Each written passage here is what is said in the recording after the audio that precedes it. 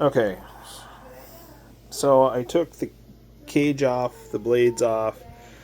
There's a rubber washer right here. Grab onto it with your fingernails if you have any. Pull it forward. There is a bushing right there. I put oil on that. In this cup, there should be a felt wick. Most of those are gone or disintegrated. I just put oil on the shaft right where it is in the motor, and that lubricates this just fine. I mean, if you look at this thing, like, it's got a pretty good spin down. Now, this was done outside of my doing. I got it this way. Somebody had clearly serviced this thing at some point. Most of the time I've seen where if you just pull up on these really hard, they do come off. I would heat it up a little bit, not a lot. This plastic is very soft and it's very old. But for this one, I pop it out. Let me zoom back a little bit. I pop it out and I slide it off. Now, not all motors are designed like this one, but I actually have a hole right there. I don't know if you can see it. Let me turn my flash on. Jesus.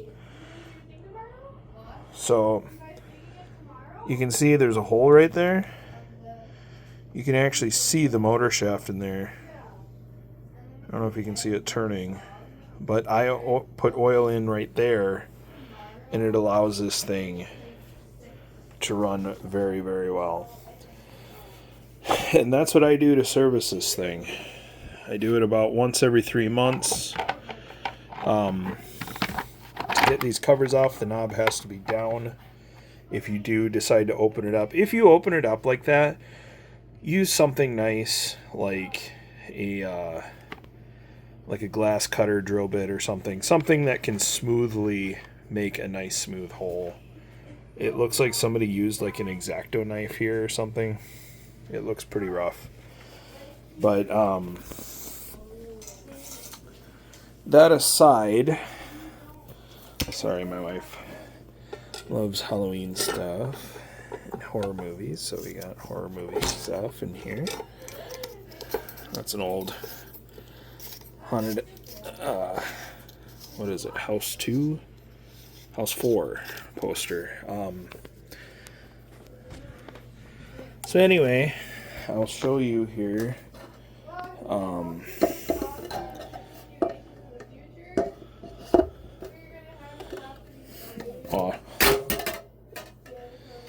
Almost broke my blade. So anyway, make sure you push that back. I don't know if you can see in there. There's kind of a filter or like a wick thing sitting in the bottom. I do oil that. I am just dropping everything. Okay, so I want to show you this. So I want to show you how good these can run if they're oiled right.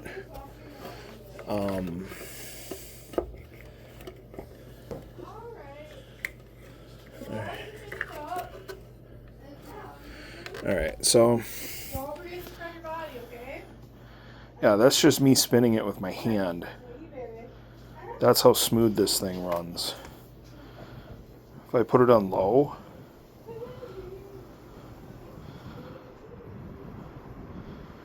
it runs very, very, very well. And this is the spin down with the oscillator on. It just keeps going.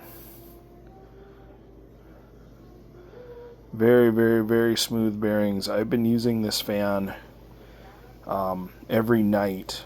We don't have ceiling fans in this house. It's very old.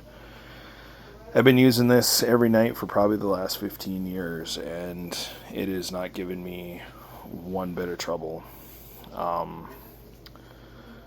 But yeah, it's just, these are great, great fans. Like I said, they're not all designed the same. Some of the later ones towards the 80s, I think they used a smaller motor because I've had identical models to this that look the same, but they do not operate the same. And some of those fans on high speed is the equivalent to low speed on this fan. So I don't know what the difference is between this one, but you know, it's a good runner. I also have the 16-inch version of this one, and that also runs very well. So, and it's serviced the same way. So that's how I service this one. That's how I keep it running.